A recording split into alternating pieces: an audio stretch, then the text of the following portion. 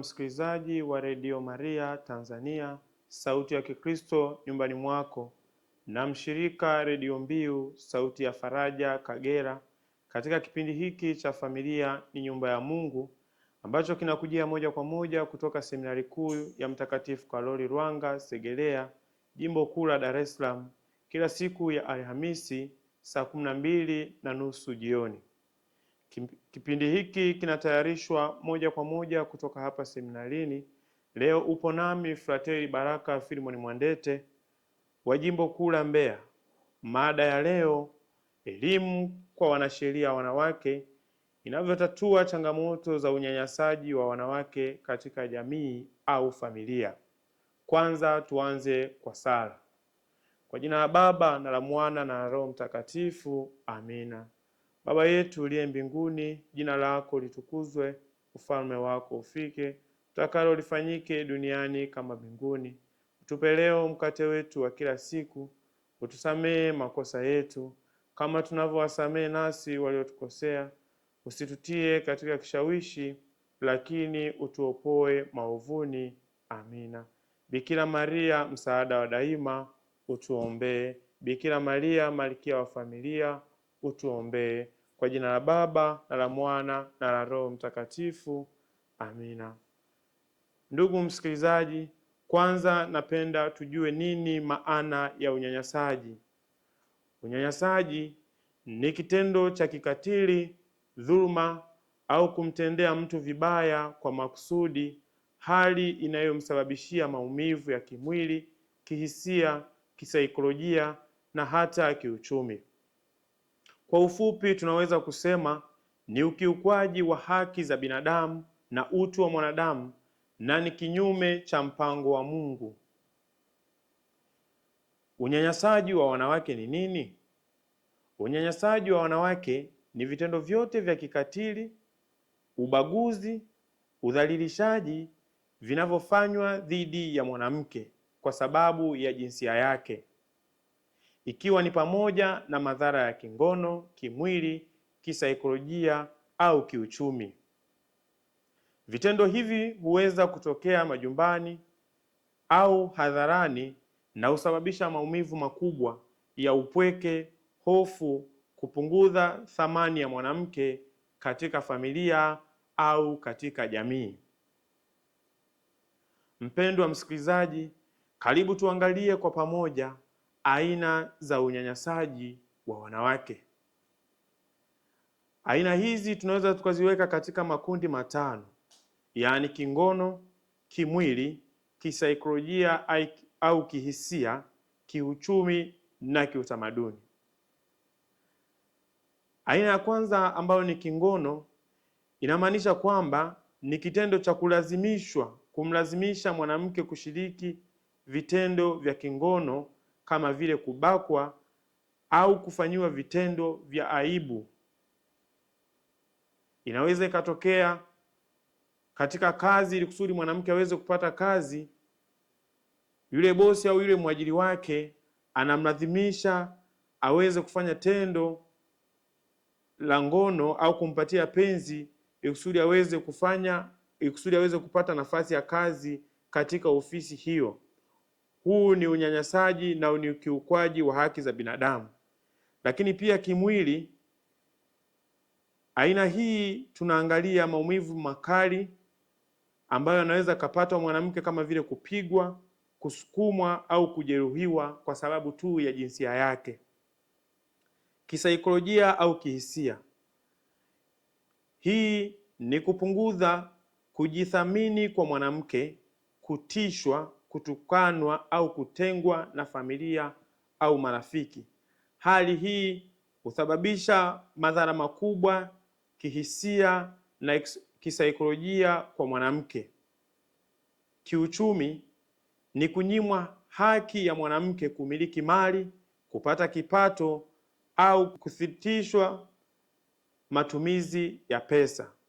Kwa mfano, katika jamii nyingi tunamoishi, mwanamume na mwanamke hali wakiwa wote hai, wanachuma mali pamoja, wanatafuta vyanzo mbalimbali vya kuingiza fedha, Lakini inapotokea mwanaume amefariki, ndugu wa mwanamume wananyang'anya mali zote kwa yule mjane ambaye ameachiwa na mume wake, na kuona kwamba zile mali zilikuwa ni ndugu yao wa kiume, hali ambayo inamnyima mwanamke katika jamii fursa ya kuweza kumiliki mali.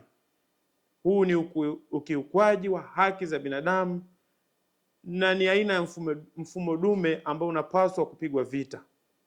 Lakini kiutamaduni tunaona katika jamii zetu kuna mila na desturi zinazomkandamiza mwanamke na kuonekana ni duni katika jamii, hali inayofanya mwanamke ashindwe kujiendeleza yeye mwenyewe na kuendeleza jamii. Mpendwa wa msikilizaji, unyanyasaji husababisha madhara ya muda mrefu kama vile huzuni, unyonge, kupoteza usaidizi na kumtegemea mnyanyasaji. Yaani unyanyasaji unamfanya yule anayenyanyaswa kumtegemea yule mnyanyasaji ili kusudi aweze kujikwamua katika shughuli au katika adha mbalimbali. Lakini pia tuangalie, elimu kwa wanasheria wanawake ni ya muhimu? Jibu ni ndio na ni kweli, kwani inamwezesha mwanamke kutambua haki yake ya msingi na kutambua vitendo vya unyanyasaji wa wanawake, kutambua hatua za kisheria za kuchukua dhidi ya manyanyaso yanayowapata wanawake. Elimu hii pia inasaidia ujasiri wa kuweza kupaza sauti, kuripoti ukatili na kuzuia ukatili dhidi ya wanawake. Pia inasaidia kutumia sheria zinazotungwa ili kujilinda na unyanyasaji na kupata haki. Mafunzo na elimu hii yanazingatia mbinu za kiuchunguzi, haki za binadamu na usaidizi wa kisaikolojia au kihisia kwa wale walioathirika. Yaani si tu kwamba inasaidia kutoa taratibu, bali inatoa miongozo mbalimbali namna gani tunaweza tukawasaidia hawa waathirika. Kwa mfano, mtu aliyebakwa, mwanamke aliyebakwa, ni namna gani tunaweza tukamsaidia kisaikolojia au kihisia juu ya changamoto au tatizo alilokumbana nalo kipindi amekumbana nayo, na namna gani ya kuweza kumkamua ili kusudi aweze kuondokana na hilo janga na kurudi katika jamii ili kusudi aweze kuenenda au kuendelea kama wanajamii wengine. Ndugu msikilizaji, lakini pia tuangalie ni mambo gani muhimu katika elimu ya wanasheria wanawake ambayo yanapaswa kuzingatiwa. Jambo la kwanza, sheria na haki za binadamu. Elimu hii ya wanawake inasaidia kuelimisha kuhusu sheria za familia, haki za kumiliki mali na mikataba ya kimataifa na ya kitaifa inayolinda wanawake dhidi ya ubaguzi. Kumbe jambo hili ni la muhimu, kwani inamsaidia mwanamke kuweza kujua haki zake za msingi kama binadamu na namna gani aweze kuenenda na kujua sheria mbalimbali zinazomwongoza mwanadamu. Jambo la pili, mbinu za kukabiliana na ukatili. Elimu hii inatoa mwangaza au inatoa ujasiri ni namna gani ya kutoa mafunzo ya kiufundi na kushughulikia kesi za ukatili wa kijinsia kama vile kingono, kiuchumi na hata kimwili. Jambo hili linamfanya mwanamke aweze kuwa jasiri na kuweza kutokomeza athari mbalimbali au manyanyaso mbalimbali yanayotokea katika jamii. Lakini pia uwezeshaji wa kisheria na utetezi. Elimu ya sheria ya wanawake inasaidia kuwawezesha au kujenga uwezo wa kuwasaidia wanawake kudai haki zao na kuhakikisha uwajibikaji wa kisheria. Jambo la nne, kuvunja mila potofu. Elimu ya wanasheria wanawake inalenga kurekebisha mila na desturi zinazochochea ubaguzi na ukatili wa kijinsia. Kivipi mila potofu? Kwa mfano, katika jamii zetu tumeathirika na mfumo dume wa kumiliki mali, kwamba katika familia baba ndiye kichwa, naye ndiye anayepaswa kumiliki au kuwa ndiyo kiongozi mkuu wa mali zote zinazozalishwa na familia, ili hali mwanamke naye anayo nguvu au anao uwezo wa kuweza kuzalisha mali. Kumbe zile mila potofu zote, hasa zile za mfumo dume ambazo zinamkandamiza mwanamke kuonekana hana thamani katika jamii, zinapaswa kupigwa vita na kuondolewa kabisa katika jamii. Lakini jambo la tano na la mwisho, ulinzi wa waathirika. Elimu ya wanasheria wanawake inasaidia wanawake kutumia mbinu mbalimbali ambazo zinahakikisha usalama na kuzuia madhara zaidi wakati wa mchakato wa kisheria. Kwamba hii elimu ya sheria wanawake wanapata mafunzo mbalimbali ambayo yanasaidia kuweza kuwalinda wanawake wenzao ambao wameathirika kutokana na manyanyaso mbalimbali na dhuluma mbalimbali, lakini pia kuwalinda kipindi wapo kwenye mchakato wa kuweza kupata haki za msingi. Ndugu msikilizaji, mafunzo haya yanawafanya wanawake kuwa mstari wa mbele katika kutetea usawa wa kijinsia na kutoa msaada wa kisheria wenye tija. Umuhimu wa elimu ya sheria ya wanawake ni upi? Umuhimu wa sheria ya wanawake: moja, uelewa wa haki na sheria. Elimu hii inawasaidia wanawake kuweza kupata uelewa wa kujua haki zao kisheria zinazowahakikishia ulinzi dhidi ya ukatili na unyanyasaji wa kingono na kihisia, lakini pia kuripoti unyanyasaji, kujithamini na kuzuia ukatili, lakini pia kutumia sera na sheria za kijinsia. Inasaidia mwanawake kuweza kufaidika na sera zinazoundwa na zinazolinda usawa wa kijinsia na kutoa fursa. Madhara au athari zinazotokana na kutokuwa na elimu kwa wanasheria wanawake, ambazo zinaweza zikasaidia kuondokana na wimbi zima la unyanyasaji au matokeo ya kutokuwa na elimu ya wanasheria wanawake katika jamii ni upi? Moja, unyanyasaji kuonekana ni jambo la kawaida kwa wanawake wengi, kukosa maarifa ya kuweza kutambua haki zao. Kumbe ukosefu wa elimu hii ya wanasheria wanawake huwafanya wanawake kushindwa kujua haki zao za msingi, kushindwa kujua miongozo au taratibu mbalimbali zinazowafanya wao waweze kutambua haki zao za msingi na kuweza kuripoti madhara au waathirika au wahanga wa wanawake waliokwisha athirika na unyanyasaji huo.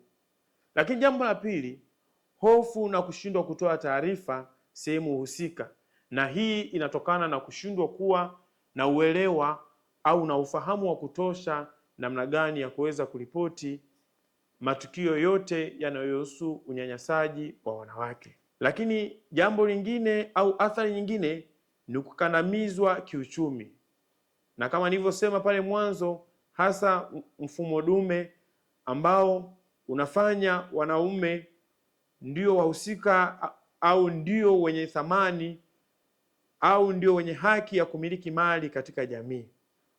Kumbe hii jambo la kukandamizwa kiuchumi utaendelea kwa sababu wanawake watashindwa kujua haki zao za msingi, kama moja ya changamoto zinazoendelea kuikumba jamii yetu. Lakini jambo nyingine ni ukwepaji wa sheria. Kivipi? Jambo la kuto kulitoa taarifa juu ya unyanyasaji wa wanawake ni ukwepaji wa sheria na unapaswa kupigwa vita katika jamii. Ndugu msikilizaji, kama ndio unajiunga nasi sasa, kipindi hewani ni Familia ni Nyumba ya Mungu, na mada yetu ya leo ni elimu kwa wanasheria wanawake inavyotatua changamoto za unyanyasaji wa wanawake katika familia au katika jamii. Mpendwa msikilizaji, tujifunze Mungu, lakini pia Yesu Kristo ni kielelezo cha heshima kwa wanawake. Katika Injili ya Yohane sura ya 4, Yesu alizungumza na mwanamke Msamaria, jambo ambalo halikuwa la kawaida katika jamii ile ya Kiyahudi. Lakini Kristo kuonyesha hivyo, anaonyesha heshima hiyo kuweza kuzungumza na mwanamke Msamaria ambaye alionekana mwanamke Msamaria kama hana thamani mbele ya Wayahudi. Lakini pia tunaona Yesu Kristo alimtetea mwanamke aliyekuwa karibu kuuawa kwa kupigwa mawe. Rejea Injili ya Yohane sura ya 8 aya ya 1 hadi ya 11. Lakini pia amri ya mapendo, hasa ile Injili ya Mathayo sura ya 22 aya ya 39, inapinga na kupiga vita unyanyasaji, na inatualika kwa kutuambia kwamba kumnyanyasa mtu kwa namna yoyote ile ni ukiukwaji na ni kinyume cha amri ya upendo. Lakini pia Mtume Paulo katika waraka wake kwa Waefeso sura ya 5 aya 25 inatualika kwamba enyi wanaume wapendeni wake zenu kama Kristo alivyolipenda kanisa. Kumbe wajibu wa mwanaume si kumnyanyasa mwanamke, bali ni kumpenda. Na Mtume Paulo anachukua huu mfano, anafananisha kama Kristo alivyolipenda kanisa hata kufa msalabani kwa ajili ya kanisa. Hivyo wanaume katika jamii tunaalikwa kuwapenda wake zetu, kuwatunza wake zetu, na kama Waswahili wanavyosema, ukitaka kumpiga mkeo mpige mkeo kwa kanga au kitenge. Lakini pia katika mtaguso wa pili wa Vatikano ulipiga vita ubaguzi na dhuluma ya aina yoyote ile, na ulisisitiza usawa wa utu wa mwanamume na utu wa mwanamke, na hasa katika ile hati ya Gaudium et Spes, furaha na matumaini, namba 29, inaeleza kuwa ubaguzi unaotokana na jinsia, rangi, hali ya kijamii, lugha au dini ni kinyume na mpango wa Mungu. Kumbe mababa katika mtaguso huu wanatualika kuweza kuondokana na ubaguzi wa aina yoyote ile, na hasa hapa tunaona wamegusia swala la kijinsia ambalo linalenga mada yetu kuu, kwamba tunapaswa kuwaheshimu na kuwatunza bila kuwabagua. Lakini pia Katekisimu ya Kanisa Katoliki namba 2297 2298 inakataza kwa matendo ya ukatili na udhalilishaji wa utu wa binadamu, na unyanyasaji unatuambia kwamba ni dhambi na ni chukizo kwa Mungu. Kumbe Katekisimu ya Kanisa Katoliki kwa ufupi inatueleza unyanyasaji wa mwanamke katika jamii ni kinyume na ni dhambi, ni kinyume cha mpango wa Mungu na ni dhambi. Hivyo Wakristo tunapaswa kupiga vita unyanyasaji wa wanawake katika jamii. Mpendwa msikilizaji, si hivyo tu, bali mababa wa kanisa, hasa Baba Yohane Paulo wa pili, ambaye sasa ni mtakatifu, aliandika waraka wake Mulieris Dignitatum ya mwaka 1998, heshima ya mwanamke. Alisisitiza kuwa mwanamke ana utu na thamani kama mwanamume, na alikemea aina yoyote ya unyanyasaji dhidi ya wanawake. Alisema pia dhambi imeingia historia ya kumdhalilisha mwanamke, jambo linalopaswa kurekebishwa kwa toba na haki. Mtakatifu Yohane Paulo wa Pili, huyu Papa, anatualika kwamba jambo hili la unyanyasaji wa wanawake linapaswa kurekebishwa kwa toba na haki. Maana yake kwamba tukiri kwamba hii ni dhambi na ni kinyume cha mpango wa Mwenyezi Mungu, lakini baada ya kukiri tuweze kutenda haki, kwamba mwanamke apate haki yake. Kama ni kumiliki mali, kama ni kutunzwa, kama ni kuheshimiwa, anapaswa kuheshimiwa kwa kuwa ameumbwa kwa sura na mfano wa Mwenyezi Mungu. Lakini pia Papa Francisco katika waraka wake wa Amoris Laetitia ya mwaka 2016, furaha ya upendo, uliohusu upendo wa familia, ambao pia ulipinga unyanyasaji wa wanawake na mfumo dume unaomdhalilisha mwanamke. Unyanyasaji wowote ule dhidi ya wanawake ni kinyume cha Injili na ni udhaifu wa kimaadili. Kumbe, ili kusudi kuweza kuboresha maadili yetu na kuweza kuishi Injili na hasa mashauri ya Injili, tunapaswa kumthamini na kumheshimu na kutambua nafasi na mchango wa mwanamke katika jamii. Mpendwa msikilizaji, elimu kwa wanasheria wanawake ni hatua kubwa katika kutatua changamoto za unyanyasaji wa wanawake katika jamii.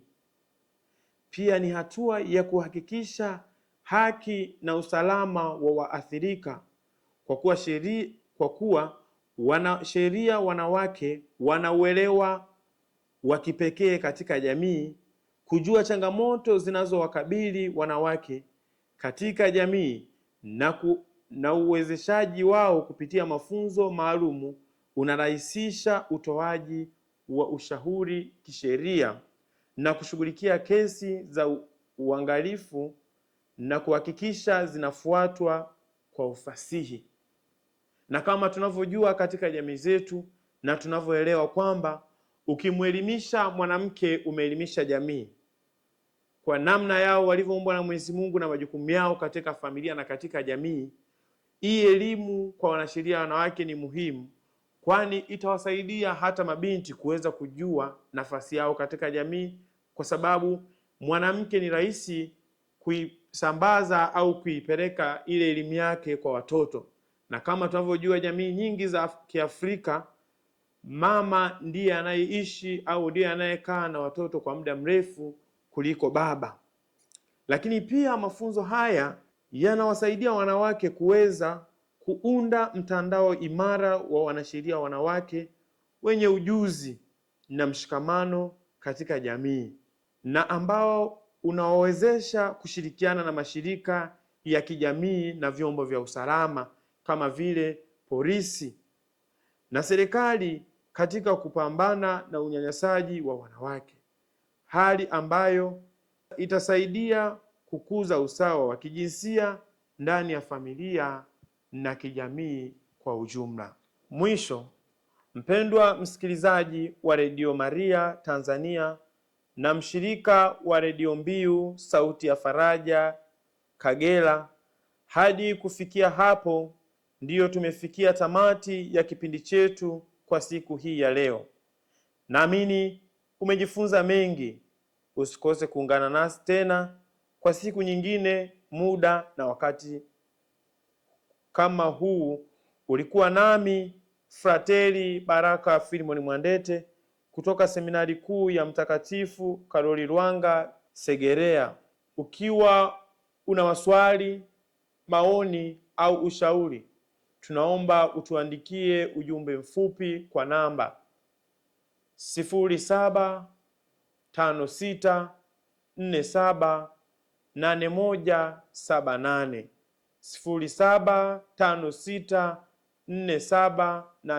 0756478178. Na sasa tuhitimishe kwa sala. Kwa jina la Baba na la Mwana na Roho Mtakatifu, amina. Atukuzwe Baba na Mwana na Roho Mtakatifu, kama mwanzo na sasa na siku zote na milele, amina. tunaukimbilia ulinzi wako, mzazi mtakatifu wa Mungu. Usitunyime tukiomba katika shida zetu, utuopoe siku zote kila tuingiapo hatarini. Ewe Bikira mtukufu uliyebarikiwa. Amina. Kwa jina la Baba na la Mwana na la Roho Mtakatifu. Amina.